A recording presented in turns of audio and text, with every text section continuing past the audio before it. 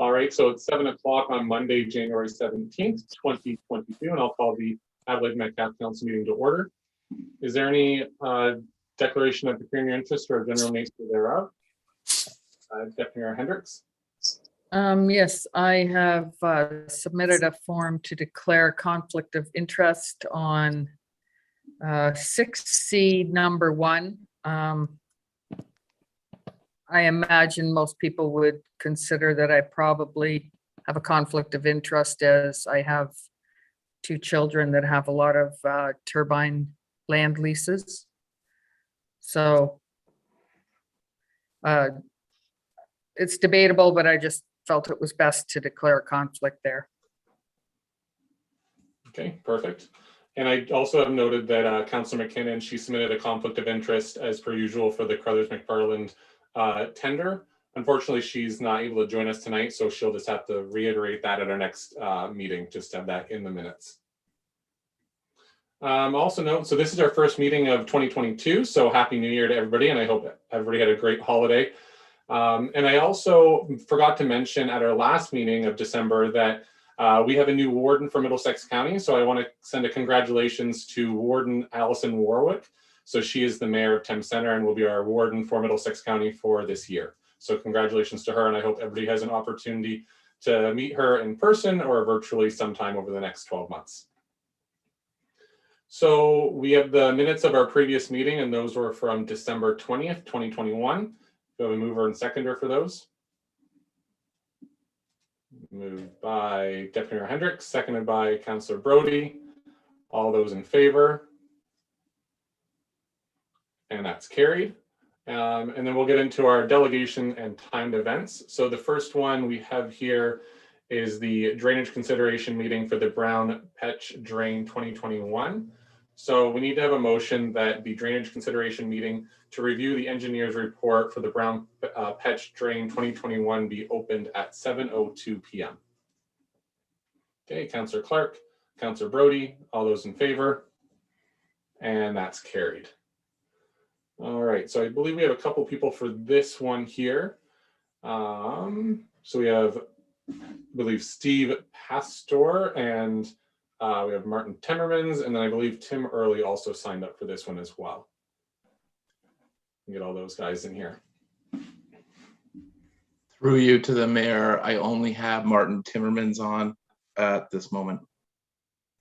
Okay, and these are all scheduled for 7 o'clock, right? So we're not jumping ahead at all. Perfect. Okay, so hopefully they'll be able to join us soon. Martin Timmermans, are you able to hear us and see us? I can hear you and see you. Can you hear me? Yes, we can. All right, so I'm going to introduce Mike DeVos. He's from Straits Associates, and we also have Andrew Neely, our drainage superintendent. So I'll hand it over to one of you guys to go through the report. Whoever wants to take the floor. Okay, I'll start then. Thank you. The report before you was prepared in accordance with Section 78 of the Drainage Act for repair and/or improvement to an existing municipal drain. This particular drain is governed by 2 different bylaws, and it was reconstructed and partially constructed during 2 different times. The original was 1961, and that's the upper portion of the drain. And the lower portion was improved in 1977. So the request was to replace the older portion of the drain and bring the 1977 portion up to today's design standards. So we are looking at replacing the drain basically across lot 11. There is watershed from lot 10 that comes into it. But there's 2 pieces of the drain that cross right over to lot 10, and that is the main drain and branch number 2. So we are looking at replacing those pieces with new tile drains. And then a portion of the one branch is just a very small stretch heading from the main over about 50 meters to a line fence within lot 11 to serve the southern portion of that particular property. And then the lower part across the Parker property and Liberty property would be twinned with new 18-inch tile beside the existing tile. The open channel does need to be cleaned out downstream of the pipes, and that includes recommending that some clean out occur in the Dortmund's drain downstream of the actual brown patch drain. So for a short distance, there'll be some maintenance work suggested to be done on the Dortmund's drain as well. We're looking at replacing some of the inlets and adding some new inlets in terms of catch basins at fence lines to try and accept as much surface water as we can into the new drains, as they are larger and have a larger capacity for surface water, as well as a better subsurface outlets. Then stop and open up to questions. Okay, thank you, Mike. Martin, do you have any questions at all? No, it's every year we get washouts. So this, and the drains that are in there are very shallow, so this needs to get fixed because we got to fix them every year. Your farm anyway. So yeah, I seen the report on the cost for each farmer, and yeah, it looks good to me, I guess. Yep. When are you thinking of doing this? Can you hear me there? Yes, we can. Either Mike or Andrew. Yeah, I can answer this. Typically what happens is after the bylaws in place, the municipality will tender the project out and then award the contract to the, it's usually the low bidder, not always, but typically it would be. Currently, most of the tenders that are going out now for this type of work are being suggested that they'll be constructed late this year. A few of them we're starting to notice completion dates early 2023, depending upon the contractor. Not all contractors are as busy as others, so it's quite dependent upon who would end up being the low bidder. Okay, thank you, Mike. Do you have any other questions, Martin? No, I think it all looks good to me. Yep. Okay. I do see that we have another attendee, and that's Tim Early. If we can add him in there. Perfect. Tim, are you able to hear us and see us? Yeah, it's actually me, Curtis. It's Lisa. Okay. And Tim's question was the same as what was already asked. So thank you.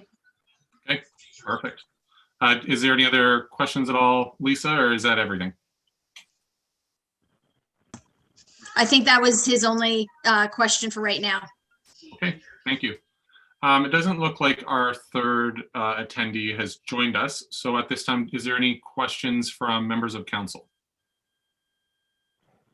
Okay, doesn't look like it. So we have a recommendation in front of us that it be adopted. Mover and seconder. Moved by Councillor Clark, second by Deputy Mayor Hendricks. All those in favor?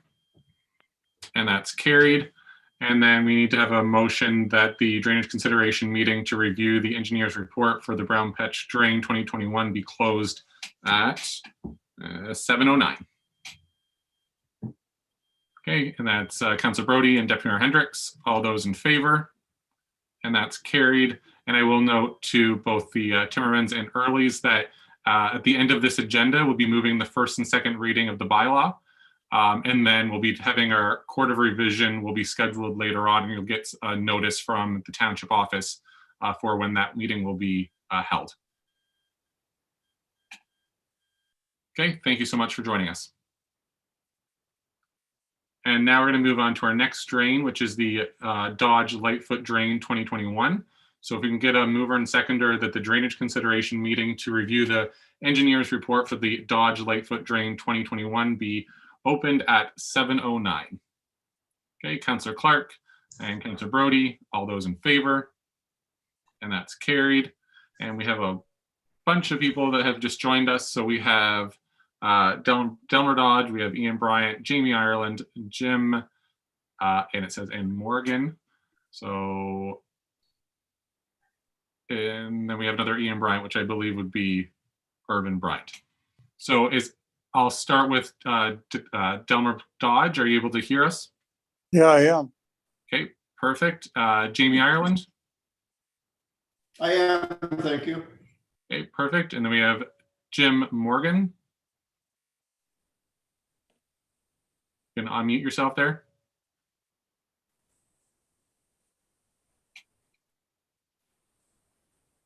Okay, you've unmuted. Are you able to hear us now?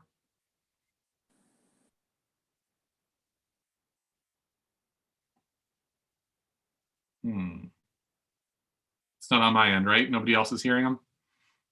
Okay. We'll go with Ian Bryant.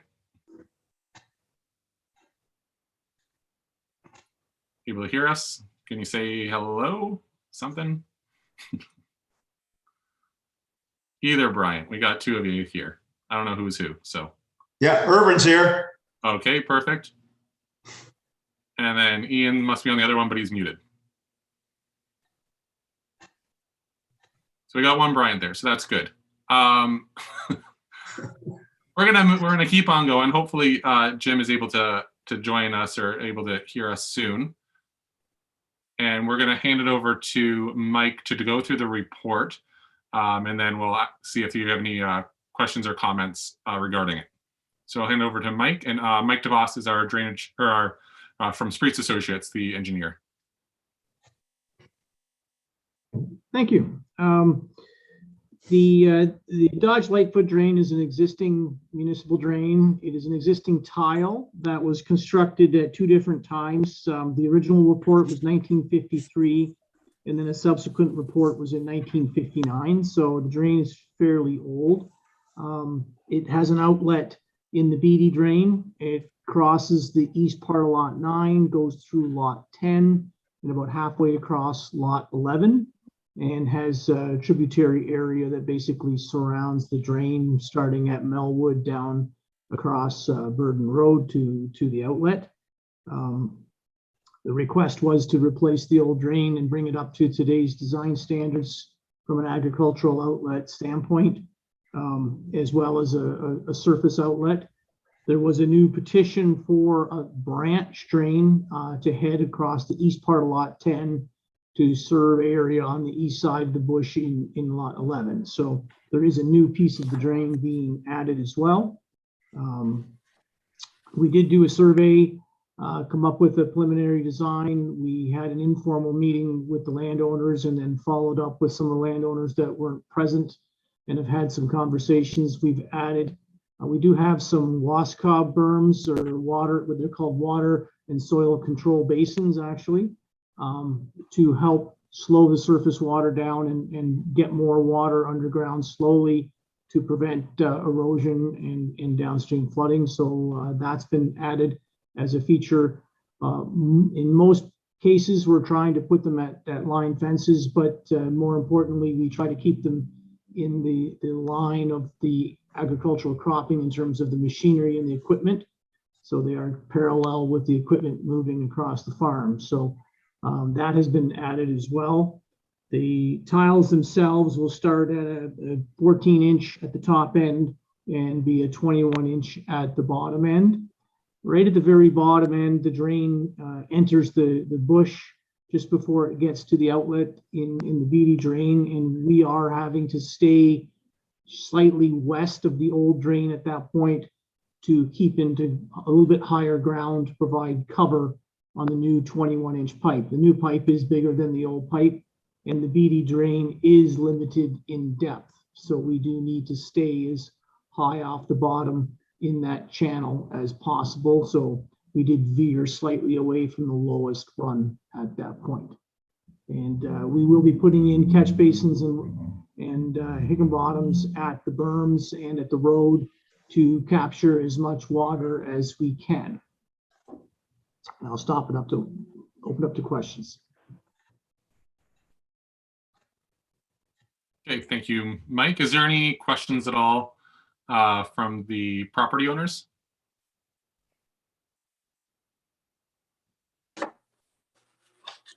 I did get a note from Ian Bryant that his mic is now working, hopefully. So if Yeah, can you hear me now? Yes, we can. Perfect, thank you. Okay, is there any questions at all from any of the folks on the screen? I assume the timeline will be the same as the previous drain, late 22 or probably 23. Yes. Okay. Is there any other questions from any property owner? What's going to happen if the price of materials goes up drastically like it seems to want to do, and everything?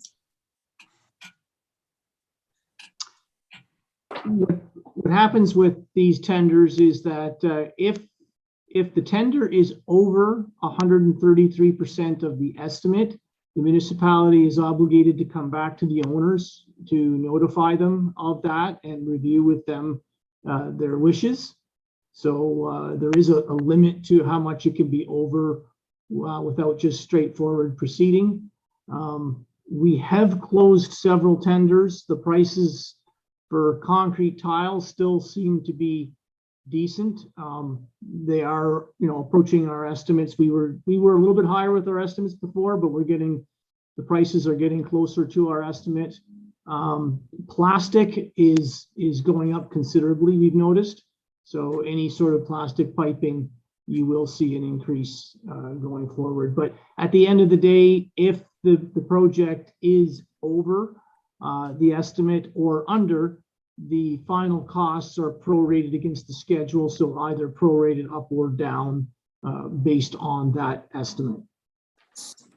Okay. Okay, thank you. Is there any other questions at all? Comments? Okay, I'm not hearing any. I'll move on to council members. Do you have any questions or comments on this drain? Okay, seeing none, so we need to have a motion to adopt.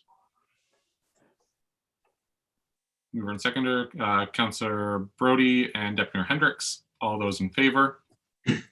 And that's carried. And then we need to have a motion that the drainage consideration meeting to review the engineer's report for the Dodge Lightfoot Drain 2021 be closed at 7:17. Okay, Councillor Clark and Councillor Brody, all those in favor, and that's carried.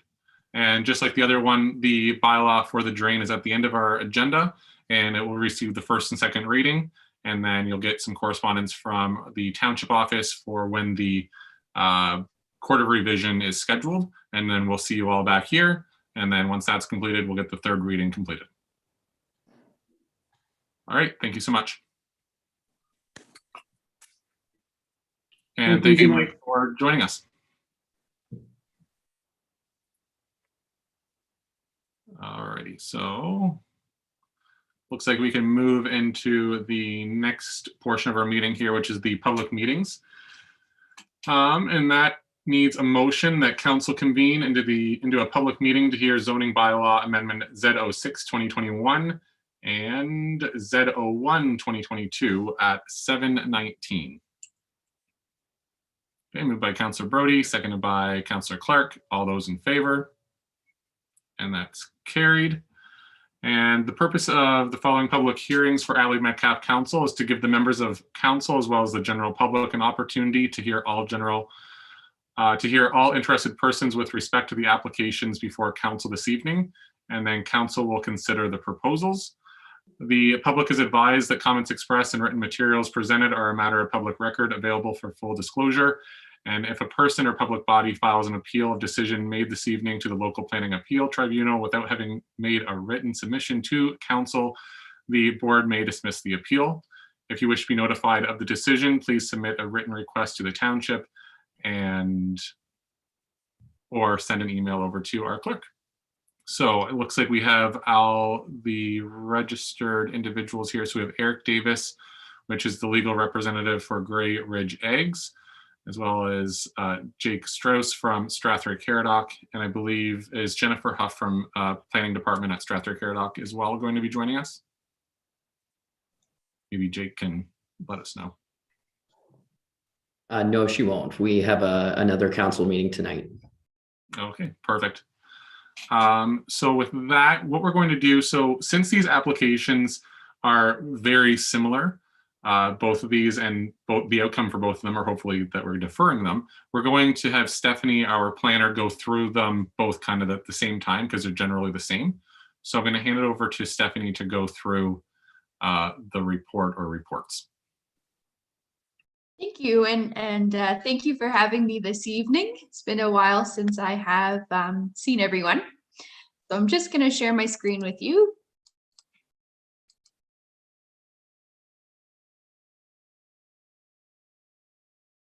All right, so the purpose and effect of both applications being zoning bylaw amendment application Z06-2021 and ZENT, a condition of severance imposed by the Township of Adelaide Metcalfe's Committee of Adjustment for consent application B04-2021 and B11-2021, which conditionally severed 2 lots with that were intended to be merged with the abutting property known municipally as 644 Wright Street in the municipality of Strathroy-Caradoc.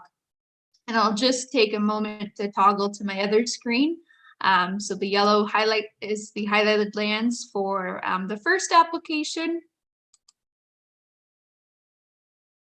I'll wait a moment, and then the second parcel is also highlighted here in yellow. So both zoning bylaw amendment applications seek to rezone the severed lots from the commercial corridor CC zone to a site-specific corridor commercial CC-11 zone in order to permit commercial vehicle storage as an additional permitted use. The applicant has proposed the following definition as part of the application. So commercial vehicle storage shall mean the use of land or structures, specifically structures which do not require municipal services, for the purpose of parking, storing, maintaining, or loading or unloading of any commercial vehicles, such as trucks or transport trailers, which include those used to transport agricultural products or used to support an agricultural use. And no zone change is being proposed on either of the retained parcels of land. And just as council will recall, the lands to be severed and merged are currently vacant of any buildings and structures and are unserviced. And the applicant has advised that the lands will be used by Grey Ridge Eggs to support its warehouse, trucking, and egg processing facilities at 644 Wright Street in the municipality of Strathroy-Caradoc.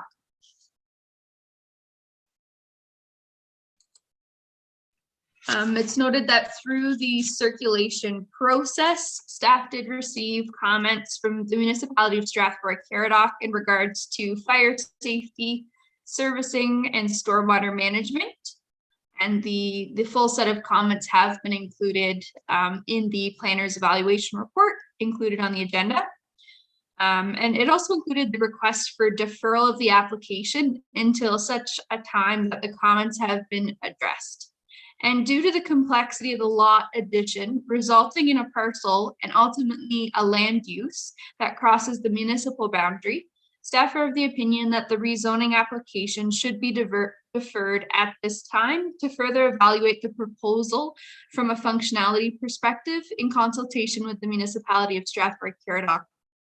And it is noted that the agent has advised that their clients are in agreement with the deferral, and staff will continue to work with all parties on a path forward. So it is recommended that the application be deferred at this time. Thank you. Okay, thank you, Stephanie. So it sounds like everybody is in agreement from planning staff and Strathroy-Caradoc and also the applicant that we should be deferring these. I will give Eric Davis, the legal counsel, an opportunity if you want to add anything else, unless you would like to move on to council's comments. Eric? Yes, thank you very much, Your Worship. Hopefully everyone can hear me. Yes. But thank you very much to Stephanie for very well summarizing the situation. As she indicated, we're in agreement with deferring this matter. After receiving Strathroy-Caradoc's concerns, we've already met with them twice to discuss some of those concerns and to try to develop a path forward whereby we can do it. We obviously take Strathroy Caradoc's concerns very seriously. The reason we were going through the rezoning at this point is because, as council may be aware, we had conditional consent granted, but obviously that consent is not granted until the conditions are met. And one of the conditions is going through a zoning bylaw amendment application, which is what we were doing here. And then our intention was initially to address perhaps more site plan or site specific issues after we actually got the consents and owned the lands and the land is had merged. But Strathroy Caradoc's concerns, we've received them, and it's our intention to address them to the best of our ability, and then hopefully come back to council with no concerns. So that would be our intention. Okay, perfect. Thank you, Eric. Is there any questions or comments from members of council? Not seeing any. Okay, so the recommendation is to defer. So we'll go with the first one here, which is the application for zoning bylaw amendment Z06-2021 be deferred, and that is for the Cordilleros auto property. So mover and seconder for that. Okay, Councillor Brody and Councillor Clark, all those in favor? That's carried. And then the second one there, which is the application for zoning bylaw amendment Z01-2022 be deferred, and that is for the Clark Hassan Electric. Mover and seconder. Okay, Councillor Brody and Deputy Mayor Hendricks, all those in favor, and that's carried. And if there's nothing else for planning, then we just need to have a motion that we adjourn the public meeting at 7:27. Okay, Councillor Clark and Councillor Brody, all those in favor, and that's carried. Okay, thank you so much, Stephanie, for joining us, and also to Eric and Jake as well from Strathroy. Okay, thank you so much. Oh, Stephanie, you want to say something? No, I was just gonna, sorry, I was waving goodbye. It was Okay. nice seeing you. Good to see you. All righty, so that's all the fun stuff, all the delegations and time events for tonight. So we're going to move into our correspondence. So upcoming conferences, seminars, and meetings. There's the Roma 2022 conference, and that's virtual, and that's from January 23rd to 25th. And I believe we have 2 delegations for that. So we'll be joining Southwest Middlesex in a delegation in regards to OMPF funding. And then the second delegation that we have is joining in with Southwest Middlesex, Thames Centre, Chatham-Kent, and Perth South. And that is regarding the Drainage Act, and we'll be getting into that a little later with our drainage superintendent under correspondence item number 7. So we have some delegations there, so that's great to have that. Our next meeting is on Monday, February 7th, and then after that it's Tuesday, February 22nd, and that's the Tuesday because we have Family Day on the Monday there. The Good Roads Conference has been rescheduled to April 10th to 13th, and that is in person in Toronto at the Royal York. And then we'll move into the recommended readings. Item number 1 is from the Middlesex London Health Unit, and it's their Board of Health meeting update for December. Item number 2 is from the Ministry of Municipal Affairs and Housing. So in regards to Bill 276 and Bill 13. Item number 3 is from the Ministry of Municipal Affairs and Housing, and it's a COVID-19 update.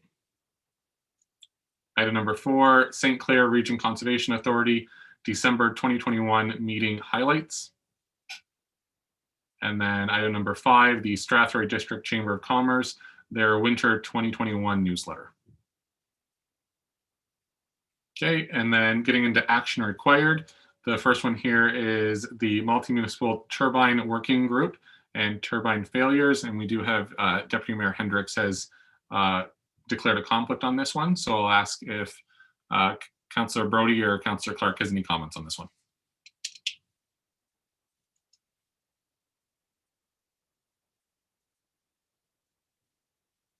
Nobody's jumping at it. All righty. Okay, we're going to go on to item number 7, which is the Drainage Act. And it's the letter from the from Minister Thompson to CN Rail Association and Association of Municipalities of Ontario, AMO, and it's a template letter. I'm going to hand it over to our drainage super, Andrew, for this one.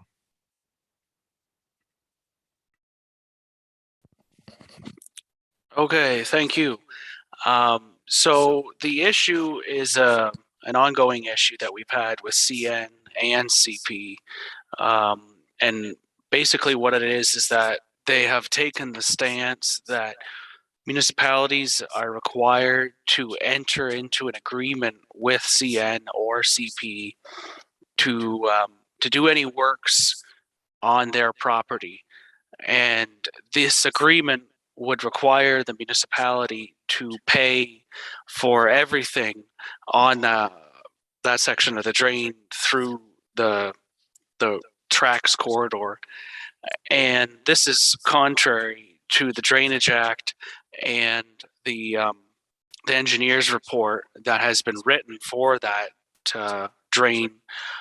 In many cases, it will state that the cost, the increased cost that is a result of the rail corridor should go to the rail companies.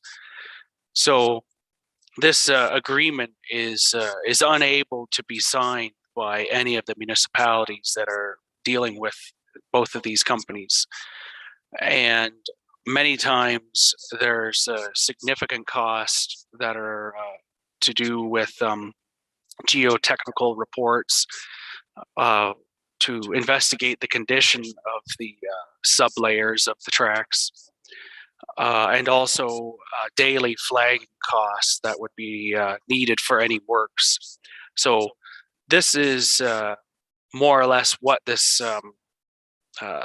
this letter is about, for CN and CP to come back to the table and discuss the issues that we're having with both of these companies, and that municipalities are obliged to follow the Drainage Act, and so are rail companies.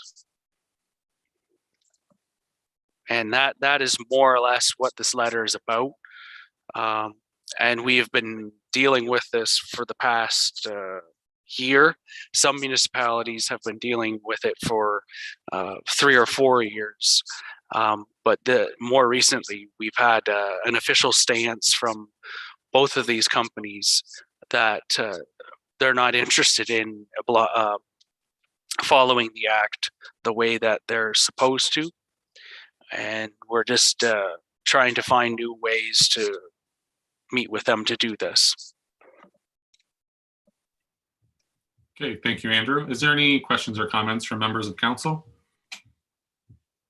Deputy Mayor Hendricks? Yeah, I know people that have had to deal with this, and I'd move that we support this and send a letter to the CN and whoever else. I don't know if we're asked to send a letter to, I guess, copy to the various ministries. So I'll help you. Well, actually, our clerk will. He sent me over a resolution. So it's that council modify the template letter prepared by AMO to amplify support of the Ontario Ministry of Agriculture, Food and Rural Affairs, OMAFRA, that federally regulated railways are indeed subject to the Drainage Act, and that CN pay its cost as assessed under the Drainage Act, and not to hinder the process of these projects or others in the future. So perfect. I think that's what you're trying to say. Yeah. So that's moved by Deputy Mayor Hendricks, and we need a seconder, Councillor Clark. Is there any other questions or comments on this? Okay, seeing none, all those in favor? And that's carried. And just to note again, so there is a delegation with Southwest Middlesex, Thames Centre, Chatham-Kent, and Perth South. And then we will also be in that delegation as well at Roma to discuss this topic. All right. So that is the end of correspondence. We just need to have a motion that we file items CC1 through to 6. Councillor Clark and Councillor Brody. All those in favor? And that's carried. All right, and to round out the meeting of drainage stuff, we're going to hand it back over to Andrew Neely, our drainage super, for the Crothers McFarland Drain 2021 for the tender results. Okay, thank you. If council recalls, this is a continuation of the November 15th meeting that was held. At the meeting, I brought that there was one single bid that we had received, and it exceeded the Drainage Act's threshold of 133%. And this requires a public meeting with invitations sent out to the property owners on the drain. And as a result, given the fact that it was significantly over, council did not accept the bid. And we are in a position now where instead of a traditional tender, it was directed that requests for quotes, and as a result, tenders were opened on January 7th, and we received 3 bids. The engineer's estimate is $32,160, and the lowest bid was $41,500 from McNally Excavating. And the second lowest was $49,000 from Bruce Poland and Sons Trucking, and the highest was $70,522 from JLH Excavating. And it is at this point that I recommend that council accepts the quote from McNally Excavating for the amount of $41,500 plus HST. Okay, thank you, Andrew. Do we have a mover and seconder for that? Okay, Councillor Brody and Deputy Hendricks. Is there any discussion at all? All those in favor? And that's carried. Okay, thank you, Andrew. Thank you. And we're already into other business. Is there anything for other business at all? You're not seeing any. I will just note, hopefully you guys seen the press release that we put out earlier this month in regards to the digital communication signs along the 402. Deputy Mayor Hendricks will remember last term of council, I brought this forward in 2018 with a resolution that council of the day supported, and with the idea of having digital communication signs along the Highway 402 to communicate to travelers and weather events, or if there's, say, an Amber Alert or whatever it would be. And the reason for that was because in 2018, the 402 was shut down and people were diverted off the 402 and they landed at the Tim Hortons in Adelaide Metcalfe on Center Road. And then there was a warming center opened up at the Gemini. And with digital communication signs, if they were along there, they would have been able to point travelers where to go and let them know that the road conditions were not good. And thankfully, with the hard work of council and with attending the OGRA delegations back in 2020, and talking with the ministry, if you travel down the 402, you'll see that there are 2 digital signs that are up there, and one specifically where when I was talking to Minister Mulrooney, she was asking, where, in my opinion, where it should go, and I was mentioning that it should really be prior to that Center Road exit. And thankfully, when you drive down that road and you're heading towards London from Sarnia, there's a digital sign right there in Adelaide Metcalfe that will point people, let people know about the hazards that are possibly on the road, and to let people know if it is closed to get off of the highway there so they can seek shelter. So I'm pretty excited to see that that project is there, and hopefully they're not having to be used, too much for road closures, but if it is there, it could be life-saving. So I'm pretty excited and proud of that project and seeing that they're there. So it doesn't look like there's any other business, and we're trying to wrap up the meetings within 45 minutes in 2022. So we're going to move into bylaws. We have a few bylaws here, and we need to have a motion that bylaw number 2 of 2022, which is the Brown Patch drain, and bylaw number 3, which is the Dodge Lightfoot drain 2021, receive the first and second reading. Mover and seconder, Councillor Brody and Deputy Mayor Hendricks. All those in favor? And that's carried. And then the next motion here is that bylaw number 1, the interim tax levy, bylaw number 4 of 2022, which is the confirming of this meeting, received the first, second, and third and final reading. Mover and seconder.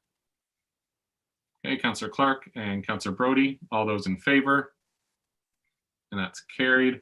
And for the folks that didn't want to read all the way through the bylaw of the interim tax bill, those are due.